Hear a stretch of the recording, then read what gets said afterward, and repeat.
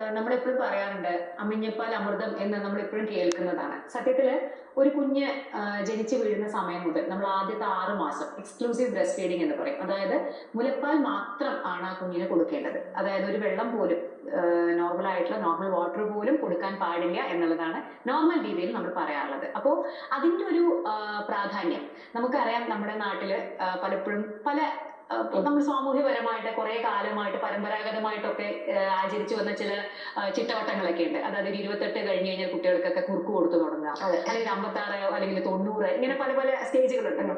അപ്പൊ ഈ 6 മാസത്തിന് മുമ്പ് തന്നെ കൊടുത്തു തുടങ്ങുന്ന ഒരു രീതി, അത് പലപ്പോഴും പരമ്പരാഗതമായിട്ട് നമ്മൾ ശീലിച്ചു വന്ന ചില കാര്യങ്ങളാണ്. അപ്പോൾ അങ്ങനെയുള്ള പല തെറ്റിദ്ധാരണകളും ഇന്നും നമ്മുടെ സമൂഹത്തിലുണ്ട്. അപ്പൊ അതെല്ലാം മാറ്റി നമ്മൾ ഓരോ വർഷവും ഇതിനെപ്പറ്റി പിന്നെയും പിന്നെയും പിന്നെയും പറഞ്ഞുകൊണ്ടിരിക്കുകയാണ്. അതായത് എത്ര പറഞ്ഞാലും പിന്നെ കുറച്ചെങ്കിലും അങ്ങനെയുള്ള തെറ്റായ കാര്യങ്ങൾ ചെയ്യുന്നുണ്ടായിരിക്കും. അപ്പോൾ എല്ലാവരെയും 100% അമ്മമാരും ഈ മുലപ്പാലിന്റെ ഇമ്പോർട്ടൻസിനെ പറ്റി അറിയുകയും എല്ലാ കുഞ്ഞുങ്ങളും മുലപ്പാൽ കിട്ടി വളരുകയും ചെയ്യണം എന്നുള്ളതാണ് ഇങ്ങനെ ഒരു വീക്ക് നമ്മൾ ആഘോഷിക്കാനുള്ള പ്രധാന. തീർച്ചയായിട്ടും പല കാരണങ്ങൾ കൊണ്ട്